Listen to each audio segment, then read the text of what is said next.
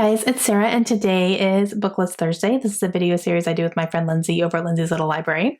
And every Thursday we bring you some sort of list or book topic that we feel like talking about for the week. And this week we are going to talk about some hot and heavy books. We don't mean hot and heavy like steamy. We mean hot and heavy like heavy topics. These books have a lot going on in them. They're going to make you feel things you're probably not going to want to feel. It's going to be a lot. The first one I want to talk about is The Push. This is by Ashley Audrain. This book is very heavy in the subject matter that deals with motherhood and being a mother and raising a difficult child and having the feelings of not connecting with that child very well and feeling the guilt that comes along with that, and then seeing your child do things that you want to try to explain away, but sometimes maybe can't. And it deals with having grown up in a very toxic situation with your own mother, and then also with a grandmother that was also very toxic. So it's kind of like a generational family with these mothers who are not very good mothers, if you will. And then seeing, our main character is dealing with that and struggling to try to be a good mother herself. Okay, so this one has so many content warnings. I will say that there is postpartum depression, there is the loss of a child, there is suicide, there is self-harm, there's infidelity. I might have gotten them all, but like a lot of really, really heavy topics that happen in here. And a lot of them, surround obviously these women and with their children and all that. So, very, very heavy topics. And our main character, Blythe, is a mother. And you get little snippets of her growing up with her own mom, and then you see her mom growing up with her grandmother as well, which she never had contact with her grandmother, so that's not something she dealt with, but you do get a little bit of that background. And then you see Blythe struggling to raise her daughter, who is a very difficult child. So it goes into all that. Very, very heavy, very hard to read at times, to be honest with you, especially as a mother myself. But yeah, so very good read though. Okay, the next one I want to talk about is Forbidden. This is by Tabitha Suzuma. This one has a very heavy topic and a very taboo topic of incest. So it's a brother and a sister who develop feelings for each other that are romantic, and you see them act on that. And you see them struggle with the morality of it, and you see them try to explain it away, even though you really can't. You see other people start to suspect some things. So this one was an interesting read for me. Definitely, you deal with the whole moral issue of that, and how it's not okay and it's not right. And then you see them still trying to figure out why they feel this way towards each other, because it's on both their parts. And, you see how each of them individually handles it. So that's very interesting as well. It was hard though. It was hard to read scenes that had, activity in it, knowing that they were brother and sister. It was hard. I thought it was very interesting though. I thought it was an interesting look at things like that, because, things like that do happen, but also a little cringeworthy. So I will say that. Okay, the next one, we are going to go into fantasy, and we're going to go with The Poppy War by R.F. Kuang. I loved this book. However, it's very heavy. It's very, very heavy in that we follow our main character who goes to this school. She actually qualifies to go to this school that is training soldiers. It's a very elite school, and she really wants to be there. She wants to fight in this war that is pretty much looming over them the whole time. She wants to fight the evil people, do all the things. So she qualifies and gets into the school and works really hard to get there. And when she gets there, not only is she learning how to fight, she's actually fighting some of her classmates because they're terrible people. And so you see her deal with that. You see her deal with teachers who don't really give her much of a chance either because of where she's from.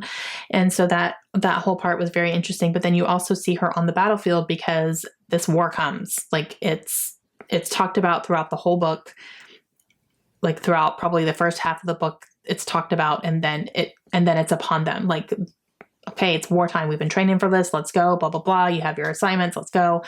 And then, the last half of the book is a lot of war. Okay. I will say I loved this book. I really did. But if you don't enjoy stories that involve battle scenes and like really gory, like pretty brutal battle scenes, that a lot of that is in here, obviously, because Poppy War. You also see our main character, though, who is very, like, she's scared. She is scared. And it makes her very human that way, because she's not like some amazing, person who goes and like learns everything really quickly. And then she's like amazing on the battlefield and she's just blah, blah, blah. No, she's scared out of her mind, and you see that. And I loved that part of it because it really made her human. Like I said, she's not some superhuman battle droid or anything. She's like, she's human and she's scared. She doesn't want to die. She doesn't want her friends to die. And then there are definitely some scenes. There's this scene towards the end of this book that I had a physical reaction to. And this whole book is based on a true war that happened in China. And that scene in particular, I did a little bit of research on it after I finished the book. And that scene was some enemy soldiers coming in, and what they did to women and children was based on true events. And like what they did, especially to the children, I can't even think about it. Oh God. And just knowing the fact that really happened to some people, I can't. Ugh. So, this is a very heavy book in that, it's very heavily told in a war situation.